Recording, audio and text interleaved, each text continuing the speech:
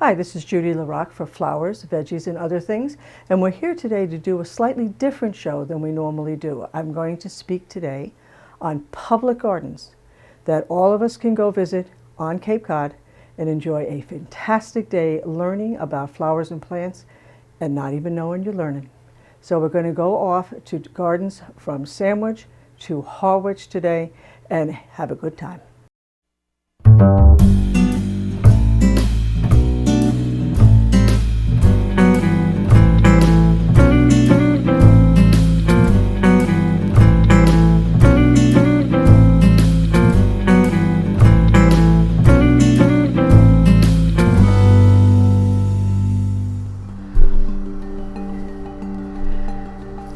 The first garden we're going to talk about is right here in Sandwich, and one that everybody in this town should support and visit. It's a fantastic world-known garden called a Heritage Garden and Museum. It is a series of gardens and places to sit and contemplate, places for children to run and play. It has a wonderful new area for children, specifically for children, that is fantastic. There's special gardens that are done by landscapers and people who just have a wonderful love for heritage, such as the Rose Man, who has done a magnificent rose garden right by the entrance. Anything you'd ever want to know about roses you can find right in this one spot. It is fantastic. There's a windmill garden, which is a shade garden on one side and a sun garden on the other, which is a phenomenal learning experience as well as a fantastic walk. Right next to a beautiful place to sit and have a cup of tea, or if it's cold, iced tea. On one side of this garden is all hostas, astilbes, things that will grow in the shade or part shade. On the other, where the windmill is a south-facing area where the wonderful sun-loving flowers are. The entrance to Heritage has magnificent flowers blooming at all times, and you will love it. Gift shop gardens are fantastic. One of my favorites, because it happens to come out in a wonderful month of July, is the Daylily Garden, which in recent times they have highlighted with a fantastic waterfall in the middle of the Daylily Garden. Those of you who love daylilies, this is the place to go because they are all marked with the name of the cultivar that is being planted there. So you can find ones that you like, write it down, or as I do, take your pictures and take a picture of the actual flower and then take a picture of the little sign that tells you what the name is. That way you will remember. You think you're going to, but you're not going to remember. So take a pad or pencil or a little snapshot of the name. Right in the waterfall garden, it is wonderful benches for you to sit and enjoy. There's at times weddings there, which is always a treat when you come across it.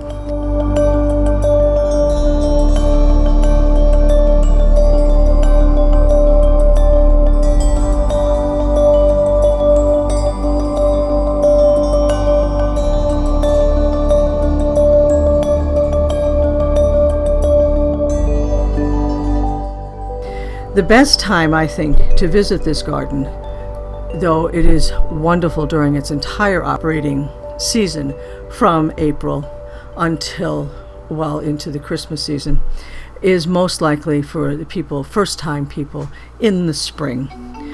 This was the home of Mr. Dexter, who hybridized rhododendrons, and the area is filled from top to bottom with his experiments.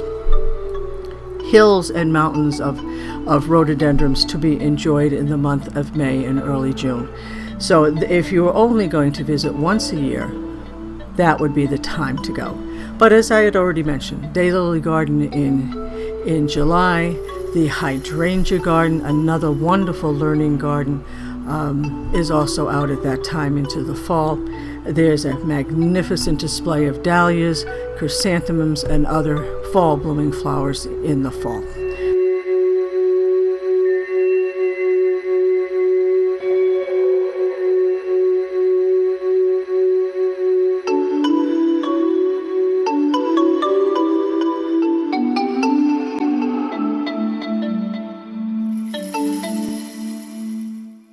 the wonderful other areas other than the flowers and the gardens. There's a hidden hollow, which is the children's section. I haven't brought one small child under 7 there that hasn't asked to go back a number of times.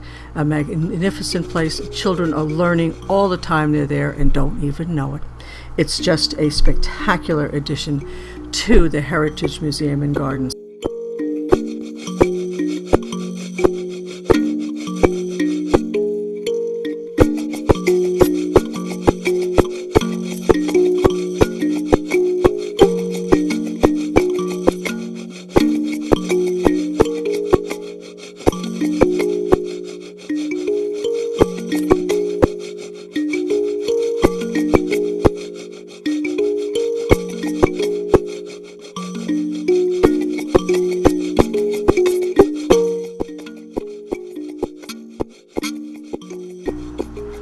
Along with the maze, the museums that are there, the art museum, the car museum.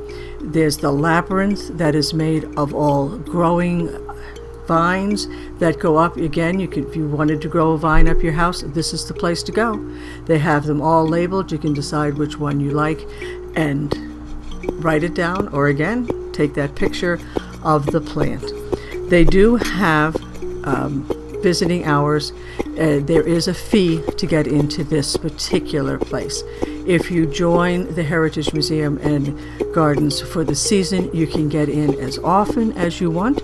And if you have small children in that area or grandchildren that visit often, you definitely want to join this and take advantage of the Hidden Hollow section.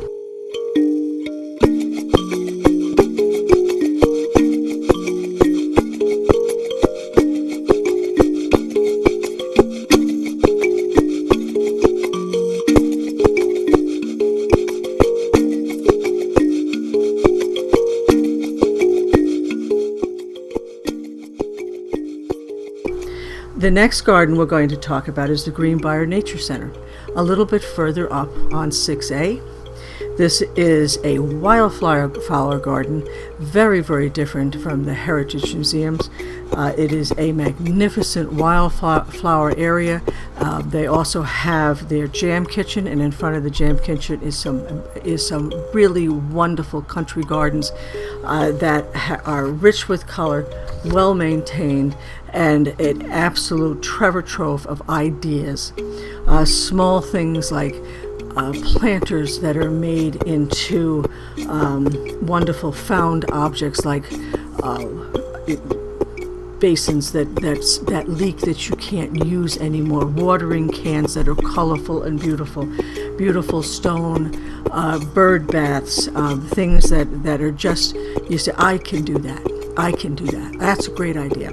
This is the place to find the great ideas, as well as spend a wonderful afternoon. They may tempt you to come back and take the jam classes that they teach there.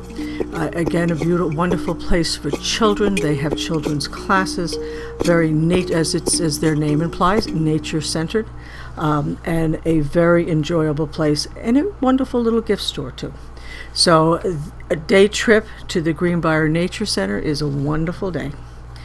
One garden that really is a multi-seasonal garden, but is known for being a one-time visit, is Spore Gardens. Spore Garden is down in Falmouth, actually in Woods Hole.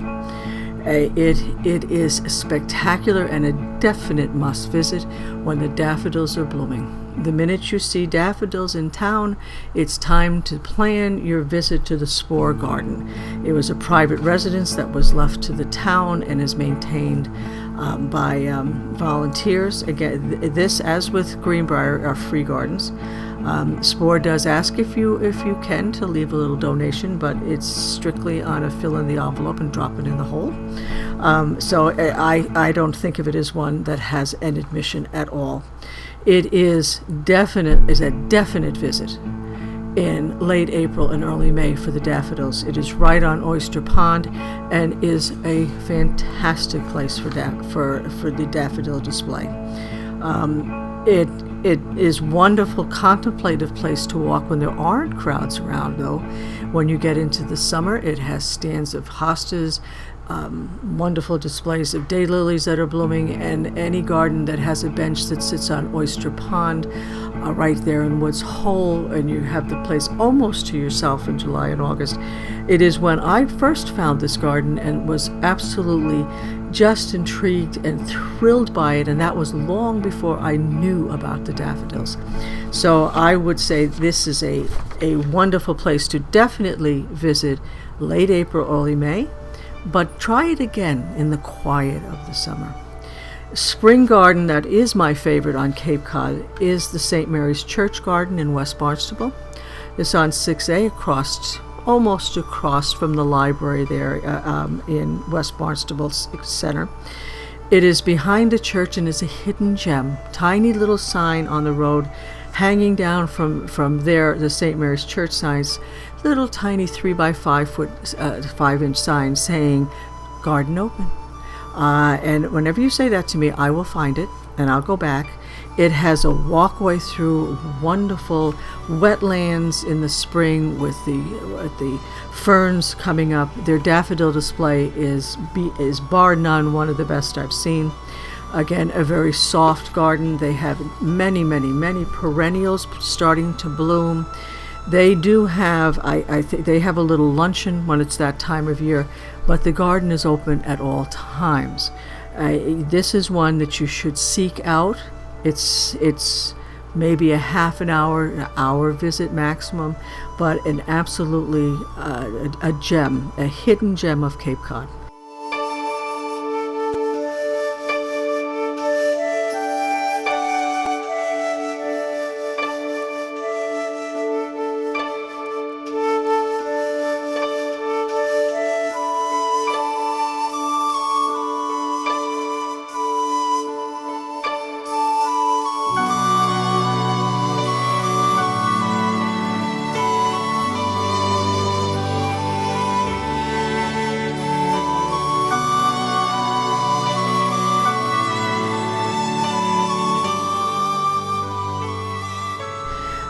Out further into the along 6A, out at the Nature Center is the Lynn P. Berry Wildflower Garden, which is out in Brewster. That's behind the Natural Museum, and it is hidden. You have to look for the signs. It's in the back of the main building, and it has a lot of wildflowers and the marks on them, so you know what's blooming. 2 times to visit that. Early spring, when all the wonderful wildflowers are blooming, and in the late fall to see all of the seed pods and the berries and things on the same plants. They are well marked, and it's not as good as going to Garden in the Woods, but it's right here on Cape Cod, so it's a great place to seek out. Over in Osterville, Armstrong Kelly is a well-maintained garden by volunteers. All of these are free, so it's a great place to go and enjoy the morning down in Osterville at Armstrong Kelly, and have lunch afterwards. Nice little vignettes, little places for kids to run and play if you're going with small children. Some of the gardens are well marked, some are not. All of them are enjoyable and an absolutely wonderful garden, and you can't thank the people that take care of these gardens in the world enough. Out in Harwich is a business actually called the Lavender Farm, which a lot of people have never found. They do sell. They have the cutest, quaintest little store, which is worth going to see, even if you're not buying lavender. It's just the cutest little store. And she lines all the lavender in front of it. Woman is magnificent. She has beautiful grounds. You almost forget you're on Cape Cod. It's almost like you're over in the Berkshires or so, and you can walk her grounds. I suggest the best time to visit the lavender farm is in July, of course, when the lavender is blooming. But it's a beautiful place to find early in the spring, and then go back when you're interested in the lavender. It is the place to buy your lavender and get it going on the Cape that time of year. If you put it in a high and dry location where it gets really good drainage, you should have no problem holding it on Cape Cod from year to year. But the lavender farm is more than just a store. It is an environment, and one well worth finding. Okay, so this includes our little tour. Thank you for coming. Bye-bye. Hope you enjoyed our tour of the gardens of Cape Cod. If you have more interest in them as to where they are, please email us here at the station and we'll be happy to send you out a form with all the addresses of the gardens. Once again, thanks for coming and seeing us at Flowers, Veggies, and Other Things.